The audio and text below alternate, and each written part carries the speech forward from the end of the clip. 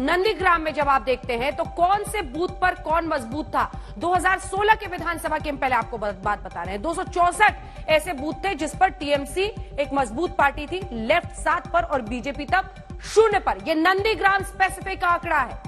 अब आइए अगले 2019 पर, बाजी थोड़ी सी पलटती है, लेफ्ट 0 पर पहुंच जाता है और देखिए बीजेपी कैसे पहुंच जाती है 34 पर, और आप टीएमसी को देख रहे हैं 244 पर, वो थोड़ा सा सिमटते हैं और इसी वजह से बीजेपी वहां पर इस तरह की ताकत झोंक रही है। और इस बार तो शुभेंदु अधिकारी जो टीएमसी से पिछली बार थे वो उनकी तरफ है। अब हम आपको जरा बताते हैं कि 40% से ज्यादा वोट जिन बूथों पर मिले थे, 270 बूथों पर, ये 2016 की बात है, पिछली बार जब ममता जीती थी तब 270, लेफ्ट को 31 और बीजेपी 0। 2019 में आइए फटाफट, लोकसभा चुनाव, यहां पर बाजी पलटी थी और यहीं से वो तस्वीर जब 18 सीटें बीजेपी ने जीती थी, हौसला बढ़ा, लगा अब तो हम यहां पर आगे बढ़ सकते हैं।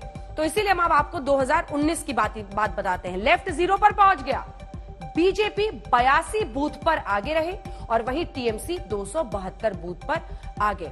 अब हम आपको दूसरे ब्लॉक की बात बता रहे हैं। देखिए पूरे नंदीग्राम को 2 ब्लॉक में डिवाइड किया जाता है। पहले ब्लॉक में 2 कस्बा है, 98 गांव है। दूसरा ब्लॉक थोड़ा छोटा है, दूसरे ब्लॉक में आप देख रहे हैं 1 कस्बा है और 40 गांव है। ये नंदीग्राम 1, नंदीग्राम 2, ये हमने आपको बता दिया है। अब वापस आइए, जो तस्वीर हम आपको दिखा रहे हैं, जरा डेमोग्राफी आपको बता देते हैं, कितने वोटर्स हैं और क्यों अब आखिरी वक्त पर इस तरह की बाजी खेली जा रही है।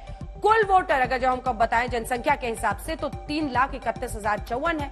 इसमें परसेंटेज वाइज आप देखिए, हिंदू वोटर 74% हैं, 74%, 26% मुस्लिम वोटर हैं। ये सियासी रण है पूरा, दोनों ब्लॉक का गणित जो हम आपको समझा रहे हैं, ये कुल जो जनसंख्या है उसके हिसाब से। तो ये आप समझ गए हैं कि ये जो मामला है, इसी वजह से क्या ये बढ़ रहा है आगे, जिसमें गोत्र बताने की नौबत आ गई है। आप सुधांशु जी, मैं आपके साथ शुरू कर रही हूं, फिर रिजू जी आऊंगे आपके पास। सुधांशु जी, गोत्र बताओ, गोत्र बताओ। गोत्र नहीं बताते हैं, पाठ नहीं करते हैं। क्या ममता दीदी ने आप ही के हिंदू कार्ड पर आपको एक तरह से शिकस्त अभी प्रचार के दौरान दे दी है? क्योंकि उनको अब कोई परहेज नहीं है, वो तो अब गोत्र भी बता रही है शांडिल्य। सुधांशु जी, देखिए पहले तो मैं आपकी इस बात का तात्कालिक यानी चुनावी उत्तर देता हूं। तो ममता जी का भवानीपुर से नंदीग्राम आना, फिर नंदीग्राम में अपनी विधानसभा के लिए आखिरी के 3-4 दिन कैंप करना, फिर सहयोगी दलों को समर्थन के लिए पत्र लिखना और अंत में गोत्र बताना। अब अगर सारे डॉट्स कनेक्ट कर लें तो सब कुछ समझ में आ जाता है कि क्या होने जा रहा है और किसको क्या भय सता रहा है। परंतु मैं इसको थोड़ा बड़े दृष्टि से देखना चाहता हूं अंजना जी। ये सिर्फ एक ऐसा नहीं कि एक चुनाव में गोत्र बताया, राहुल गांधी ने भी गोत्र बताया था अपना, राहुल गांधी ने भी अपने को जनेऊधारी ब्राह्मण बताया था।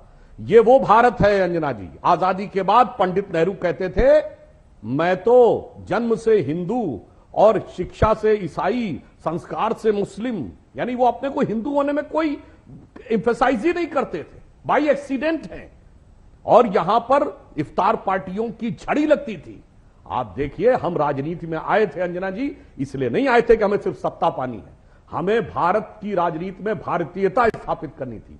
पिछले 7-8 साल से कांग्रेस पार्टी में रोजा इफ्तार बंद, अब सब अपना धर्म, जात, गोत्र सब बताने लगे आके, और ओवैसी जैसे लोग तिरंगा झंडा लेकर चलने लगे, शाहीन बाग में भी भारत माता की जय लगने लगा। यह एक परिवर्तन है जिसे कहता है ना paradigm shift in the politics. तो चुनावी जीत तो हमारी 2 मई को होगी अंजना जी, पीठ तो आपने वैचारिक राजनीति की जीत तो हमारी इसके साथ हो गई, जो ममता जी ने इस बात को स्वीकार किया है। और चुनावी दृष्टि से यह उनकी अवश्यंभावी पराजय की स्वीकारोक्ति।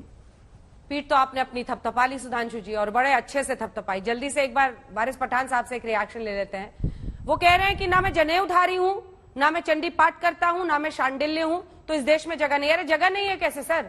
आप तो हर राज्य में चुनाव लड़ रहे हैं और बेफिक्र होकर लड़ रहे हैं, और जहां जहां जो सीटें मिल रही हैं वो मिल ही रही हैं, फिर ये विक्टिम कार्ड क्यों खेलना? ये अंजना जी, देश में एक कंपटीशन चल रहा है, कौन बड़ा हिंदू। मोदी जी बोलते हैं मैं बड़ा हिंदू, राहुल गांधी बोले मैं जनेदारू हूं, ममता दी ने शांडिलिया कहा, और गोत्र का वो चांदी पाठ पड़ रही है स्टेज के ऊपर। तो देश में हो क्या रहा है? ये चुनाव है कि क्या आज देश को चाहिए डेवलपमेंट विकास, उसकी तो कोई बात नहीं कर रहा है। ये सिर्फ मेजोरिटेरिज्म की पॉलिटिक्स चल रही है, पोलराइजेशन की पॉलिटिक्स चल रही है और अपीजमेंट पॉलिटिक्स चल रही है। ये अपर कास्ट को अपीज करने वाली सब पॉलिटिक्स है। अगर आपको सब अपर कास्ट की पॉलिटिक्स करना है तो फिर आप मुसलमानों और दलितों के वोट क्यों मांगने जाते हो?